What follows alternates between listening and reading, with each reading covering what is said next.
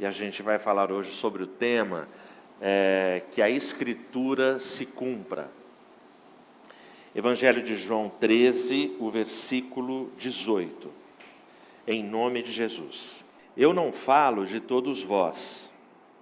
Eu conheço aqueles que escolhi, mas para que possa se cumprir a Escritura, o que come o pão comigo, levantou contra mim o seu calcanhar. Feche seus olhos. Senhor, muito obrigado por esse momento. Obrigado, Senhor, pela nossa igreja, obrigado por esses irmãos, obrigado por essa celebração até aqui. Fala conosco, nos orienta, nos ajuda, Senhor, nesta hora. Em Teu nome eu oro. Amém. Todos podem se assentar.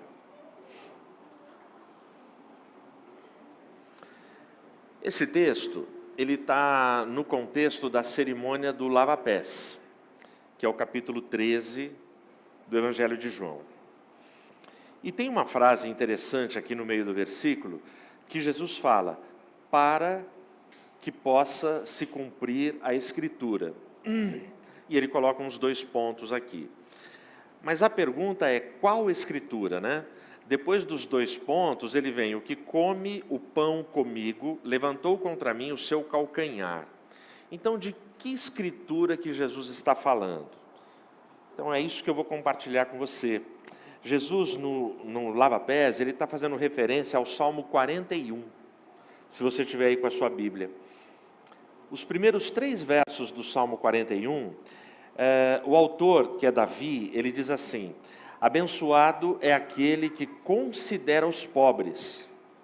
O Senhor o livrará em tempos de dificuldade.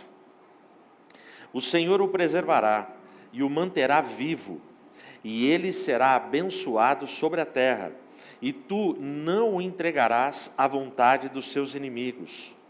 O Senhor o fortalecerá sobre o leito da enfermidade, tu farás toda a sua cama em sua doença. O trecho aqui, a palavra dessa tradução fala de abençoado. Em muitas traduções, o salmista começa com bem-aventurado, que é feliz, uma pessoa feliz. Então Davi, ele começa com glorificação e louvor a Deus. Mas eu queria que você entendesse o motivo pelo qual Davi escreveu o Salmo 41. Pouco é falado disso nas pregações, nos estudos bíblicos, porque é uma passagem da vida de Davi que pouco se comenta. Davi, ele escreve o Salmo 41 porque ele está atravessando uma grave enfermidade física. Só que essa enfermidade não nos é dito qual é. Você vai perceber no Salmo que a enfermidade de Davi, ela é física, ela é grave, mas ela também adoeceu a sua alma, não ficou só no físico.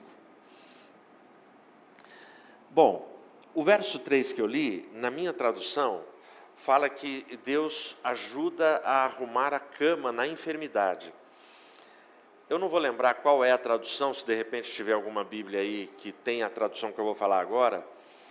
Eu achei tão bonitinho que fala que Deus, ele afofa a nossa cama na nossa enfermidade. Os nossos filhos, quando pequenos, Mateus e Mariana, e agora os nossos netos, e pelo que eu me lembro, eu quando era pequenininho, é tão gostoso ir para uma cama que a mãe afofou. Entendeu? Não tem esse...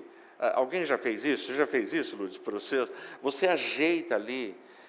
Então, essa expressão do salmista, ele está dizendo, ó, na minha enfermidade, Deus vai arrumar a minha cama. E quando a gente está muito enfermo, com uma enfermidade grave, a gente não tem a capacidade motora, de raciocínio, de ajeitar as coisas para a gente. Alguém vai fazer para a gente.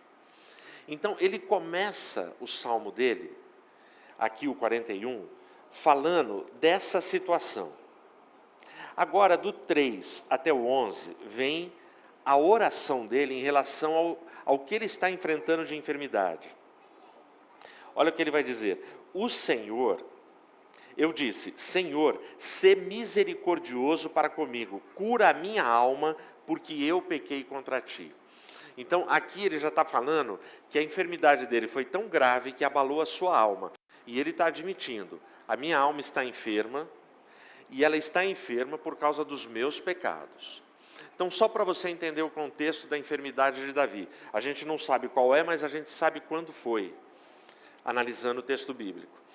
Davi, ele ficou enfermo emocionalmente, e isso abalou fisicamente, quando chegava próximo da construção do templo. Porque Davi, ele tinha um sonho que ele queria construir o templo, mas Deus não permitiu que Davi construísse. Deus chega para Davi e fala: não, você é um homem sanguíneo, você é um homem de sangue, você não vai construir o templo. Porque Davi, o sanguíneo e um homem de sangue na Bíblia, é que Davi, ele sempre foi um guerreiro. Então Davi derramou muito sangue. Então Deus vai falar para ele: não, mas quem vai construir, e Deus fala, vai ser o teu filho. Quem constrói o templo é Salomão. Por isso que é famoso até hoje o templo de Salomão. Não aquele que tem ali no Brás, em São Paulo. Não é daquele que a gente está falando.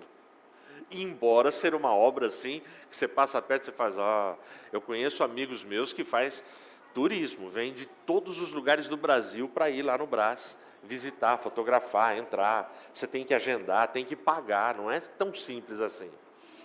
Mas o templo de Salomão, ele é de Salomão, porque Salomão foi o construtor. O que Deus permite para Davi?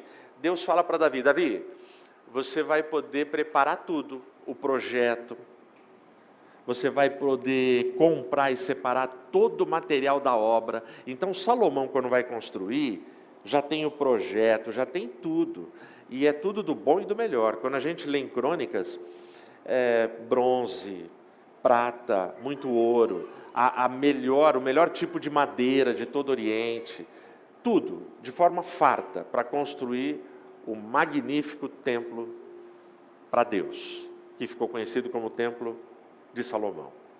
Bom, então, como Davi não consegue, ele adoece. E aí aqui, ele tá pedindo, no 4, cura minha alma, porque eu pequei contra ti. Aí ele segue com a oração: meus inimigos falam mal de mim. Quando ele morrerá? Quando que o nome dele perecerá? Ou seja, Davi está doente, os inimigos estão falando: pô, já deu, né? Davi podia morrer. Olha a situação dele. Ele continua: e se ele vem para me ver, ele está falando do inimigo, se ele vem para me ver, fala vaidade, seu coração ajunta iniquidade para si. Quando ele sai para fora, é disso que fala. Davi está falando: os meus inimigos vêm me visitar na minha enfermidade, eles entram, eles me olham, eles falam entre eles, quando eles saem eu sou o assunto. Os caras não vieram para desejar o bem, eles vieram para ver se eu estou morrendo. Entendeu? Ele vai continuar aqui. O 7, todos aqueles que me odeiam sussurram juntos contra mim, imaginam o mal.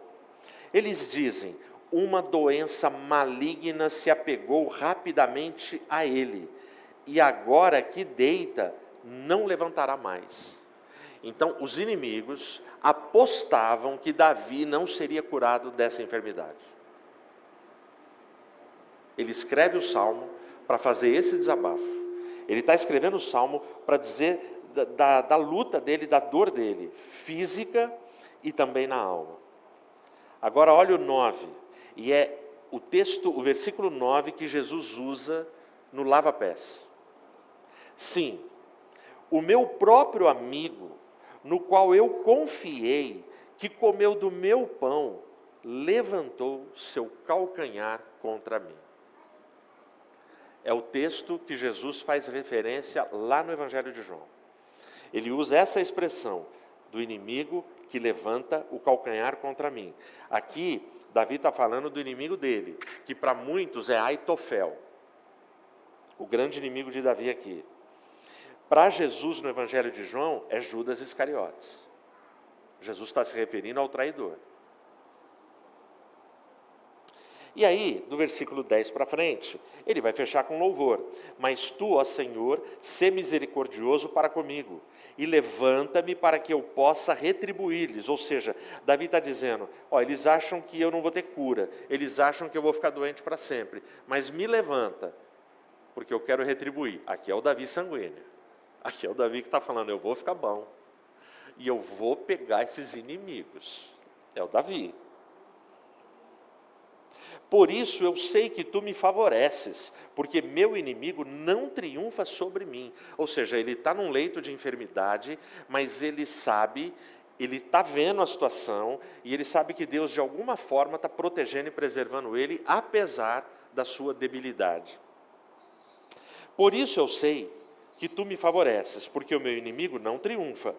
E quanto a mim, tu me sustentas na minha integridade e me pões diante da tua face para sempre. Aí ele fecha no 13. Bendito seja o Senhor, Deus de Israel, desde eternidade até eternidade. Amém e amém. Esse texto, essa última frase aqui, bendito seja o Senhor de eternidade a eternidade, amém, amém. Na verdade, Davi está fechando o primeiro livro dos Salmos. O livro dos Salmos é dividido em 5 livros. E aqui o capítulo 41 é o último capítulo do primeiro livro. Então Davi, ele enfrenta enfermidades e ele usa alguns salmos para falar das enfermidades dele. E aqui, quando ele escreve, ele já foi curado, mas ele está contando do drama que ele passou. Então agora ele fecha com um grande brado de louvor. De eternidade a eternidade, louvado seja o nome do Senhor. Amém e amém. Ele põe 2 améns. Bom, então agora que você já sabe qual foi o texto que Jesus usou, que foi o Salmo 41, volta lá no Evangelho de João, no capítulo 13.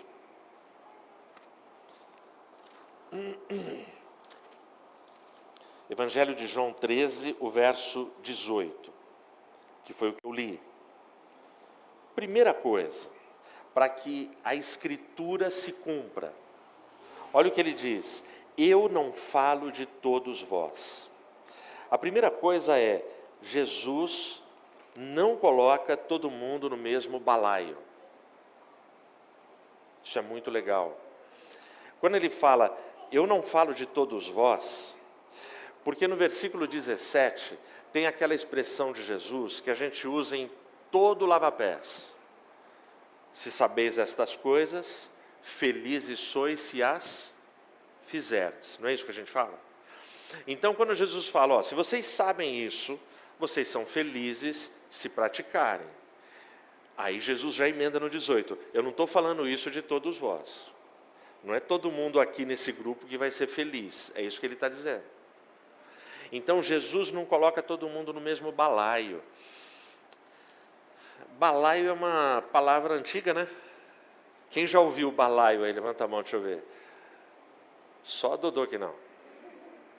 A Kátia ficou segurando a mão ali para não erguer. Mas olha só, balaio. Mas quem já ouviu a expressão, essa casa aqui está um balaio de gato? Uma casa que está um balaio de gato é uma casa extremamente bagunçada.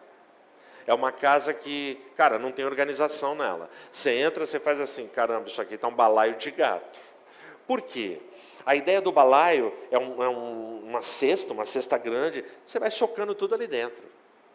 Vai pondo, não tem ordem naquilo. Então, eu acho legal quando Jesus fala, mas eu não me refiro a todos. Porque isso mostra o critério de justiça do Deus de amor que a gente serve. Porque é muito legal falar do amor, mas eu não vou poder deixar de falar do outro lado da moeda. E isso é básico na vida. Alguém chega para mim e fala, posso até dar isso como exemplo para vocês. Algumas vezes, aqui na IAP do Parque, tanto no outro pastorado, quanto nesse pastorado, ou seja, na velha dispensação, quanto na nova dispensação, no Novo Testamento agora e no Velho Testamento, Algumas vezes, algumas ovelhas chegam para mim assim: pastor, eu vi fulano fazer tal coisa, eu sei que fulano está fazendo tal coisa, tem que levar para conselho e tem que disciplinar. Não sei se já fizeram isso com o Nelson, mas comigo algumas vezes. A minha resposta padrão é a seguinte, aí você que está assistindo já grava, que é o que você vai ouvir. E eu não tenho nenhum problema de levar para o conselho. Eu tenho tristeza, angustia, gente. Mas a minha resposta padrão é assim: eu levo. Mas você tem que vir junto para, publicamente perante os conselheiros, fazer a denúncia, pôr o seu nome e assinar a ata com a gente. Você é o denunciante. Ou você quer que eu leve alguém para conselho sem prova, sem nada? Ah, não, sabe o que é, pastor? Eu estou sem tempo. Ninguém até hoje aceitou ir comigo para a reunião do conselho. Entendeu? Porque é fácil acusar os outros. Entendeu? É muito simples. Eu tenho um pastor amigo meu que estava num calor de 42 graus almoçando, e um irmãozinho viu ele dentro do restaurante, sozinho. O irmão foi lá, cara de pau, tomando cerveja, hein, pastor? O pastor falou: senta. Sentou, agora bebe. Era Guaraná. A sorte do pastor é que o irmão teve a cara de pau de ir falar.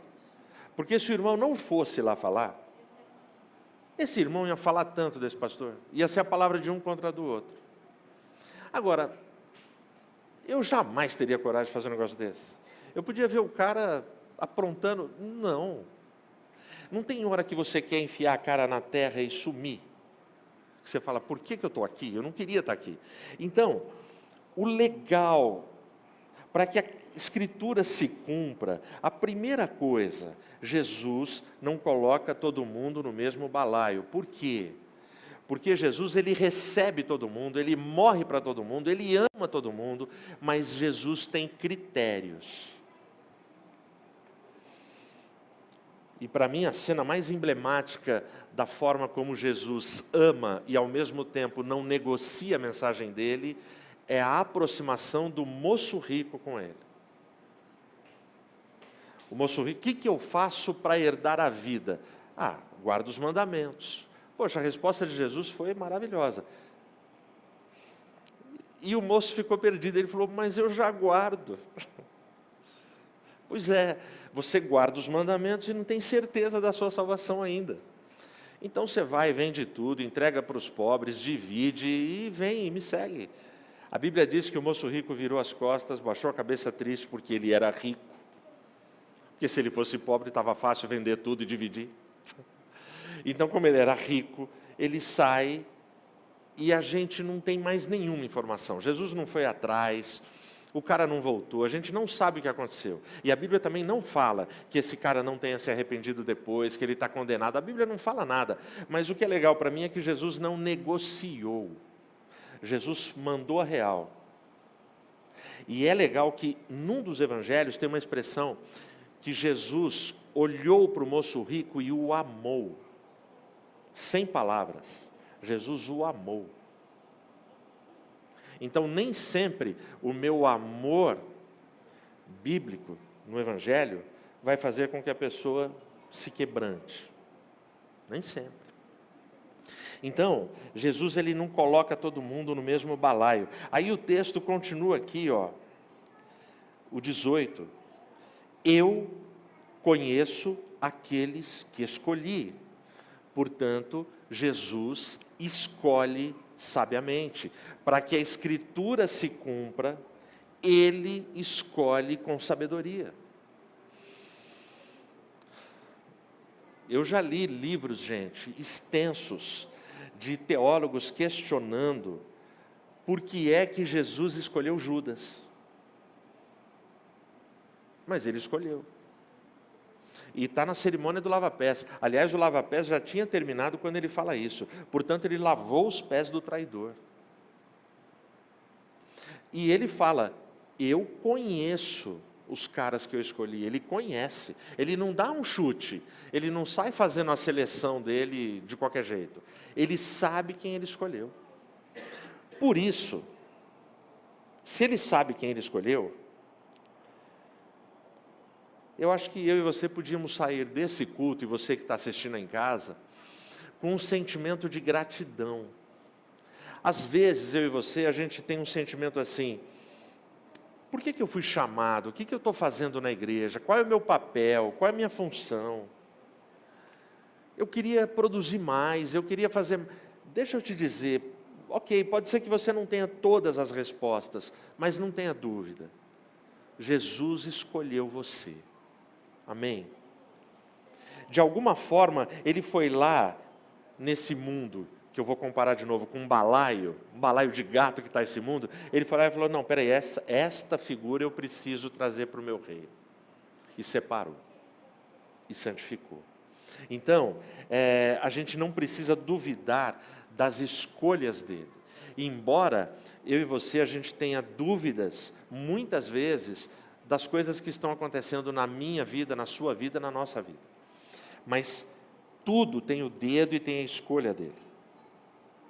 E aí, por último, para que a Escritura se cumpra, é a última frase: o que come o pão comigo levantou contra mim o seu calcanhar. E aqui ele está se referindo a Judas. E aí eu fecho com essa expressão: o que come o pão comigo levantou o seu calcanhar. Eu fecho dizendo o seguinte: para que a Escritura se cumpra, a gente precisa entender que a comunhão, ela é mais poderosa que qualquer traição. Davi, lá no verso 9 do Salmo 41, ele fala assim: o meu próprio amigo, que comia comigo, levantou o calcanhar contra mim. Jesus, ele está falando também de comunhão, e Davi falava de comunhão. Jesus está falando: aquele que come o pão comigo, divide o pão comigo, levantou contra mim o calcanhar. Jesus está usando o mesmo argumento de Davi. E a indignação de Davi, se você prestou atenção no texto lá do Salmo 41, do versículo 3 até o 11, quando Davi fala da enfermidade da alma e da enfermidade física, Davi, quando ele fala dos inimigos, ele vai falando, mas quando chega no verso 9, e algumas traduções, ela é mais pesada. Tem tradução que fala assim: o meu amigo íntimo, esse cara é o que me traiu.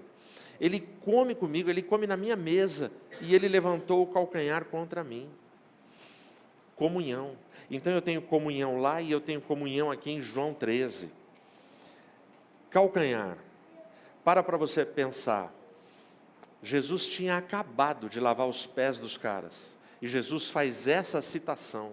Jesus acabou de pegar uma bacia, se cingiu com uma toalha, se curvou, foi até o chão, o cara está lá sentado, e lavou os pés dos 12, e lava, obviamente, joga água e lava o calcanhar deles. E aí Jesus fala desse simbolismo. Calcanhar. Eu e você temos o chamado tendão de Aquiles, no calcanhar. O tendão de Aquiles, ele liga, ele junta de forma poderosa o músculo ao osso. E é essa junção que possibilita as articulações. E as articulações do calcanhar são articulações poderosas, e tem que ser.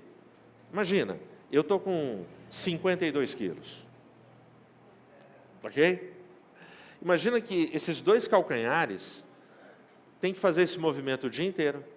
Se eu correr, se eu pular, esses caras têm que funcionar e suportar esse peso. É 52 em cada parte do corpo, viu, gente? Só para... Não é mentira, eu não passei dos 100 ainda. Em casa a gente faz uma aposta para ver quem vai primeiro fazer a festa dos 100 quilos.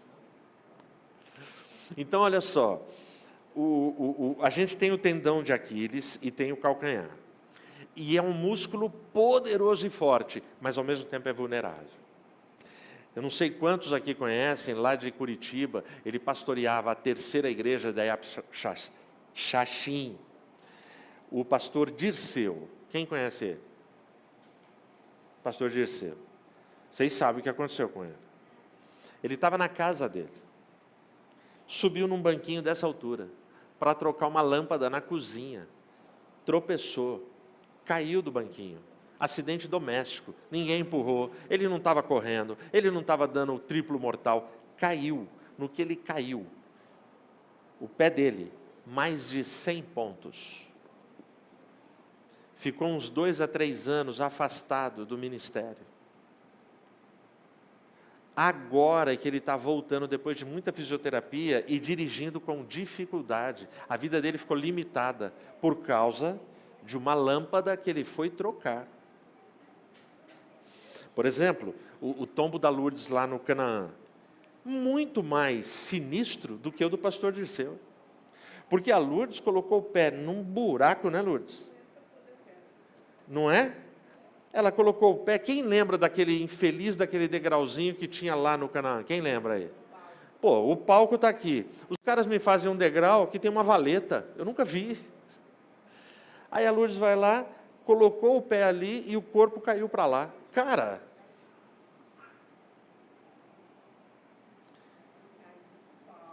isso. Aí, para testar, né, Lourdes? E sofreu, hein, Lourdinha? Sofreu. Então, tendão de Aquiles. É por causa do tendão de Aquiles que a gente tem todo o mito da Odisseia de Homero, onde a gente vai ter o Aquiles, que ele tem a fraqueza dele, o ponto fraco dele qual que é? É o calcanhar de Aquiles. Quem assistiu Troia? Troia? Pô, ele leva a flechada no calcanhar. E quem que atira a flecha nele no calcanhar e ele cai? É o príncipe mais covardão e fraquinho que tem lá, que é o Paris, não é isso? Com uma flecha. E aí ele começa a colocar um monte de flecha no peito dele e ele morre. Calcanhar de Aquiles. Então, qual é a expressão que tanto Davi quanto Jesus usa quando eles falam de levantou o calcanhar contra mim? Tem a ver com, por exemplo, o cavalo, quando ele, de repente, você acha que você está tranquilo nele, ele resolve levantar os 4 calcanhares de uma vez. A ideia de levantar o calcanhar é, poxa, você estava à minha mesa, você estava na comunhão comigo, e de repente você vira as costas, levanta e vaza, e me trai. Entendeu? Então, Jesus ele usa essa expressão. Para cumprimento da Escritura, eu e você precisamos entender isso. E eu acho que eu pensei nesse texto, eu não sei explicar porquê, mas eu acho que eu pensei nesse texto porque a ceia está chegando. E esse texto sempre me intrigou e eu fui atrás do significado de calcanhar. Que escritura é essa que Jesus está se referindo? E ele vai pegar um Salmo 41, onde Davi está falando de enfermidade. E a gente está numa sociedade enferma. A gente está vivendo num clima de muita enfermidade física, da alma, psicológica, de pessoas que estão levantando o calcanhar, traindo, indo embora. Mas Jesus está dizendo que Ele faz justiça, que Ele sabe escolher e que Ele nos dá um poder para esse tempo. E o poder que Ele dá é a comunhão. Porque o Judas traiu, mas a ceia prevaleceu até agora durante 2000 anos. O Judas traiu, mas Jesus ele continua dizendo, todas as vezes que comerdes esse pão, tomardes desse vinho, vocês anunciam a morte do Senhor até que Ele venha. Amém? Eu termino lendo novamente o verso 12 apenas do Salmo 41. E quanto a mim, tu me sustentas na minha integridade e me pões diante da tua face para sempre. Lógico que aqui, Davi, quando escreve isso, ele já passou pelo processo da enfermidade, ele já suportou a humilhação dos inimigos que tinham certeza que ele morreria, ele já foi curado, e aí é legal quando ele fala, tu me sustentas na minha integridade. Davi, ele entende aqui nessa altura da vida, que não é que Deus sustentou ele simplesmente fisicamente, mas de integridade ele está falando do caráter dele. Davi aqui já é o rei que adulterou, traiu, fez tudo isso, mas ele já passou por um processo de arrependimento, de castigo, de sofrimento, de dor, mas ele não deixa em nenhum momento de se render e reconhecer Deus como soberano da vida dele e do erro que ele cometeu, do pecado que ele cometeu. É muito legal isso na confissão do Salmo 51, quando Davi demonstra claramente qual é a preocupação dele. Não retires de mim o teu Espírito Santo, devolve a alegria da salvação. Então Davi ele não quer perder a alegria da salvação.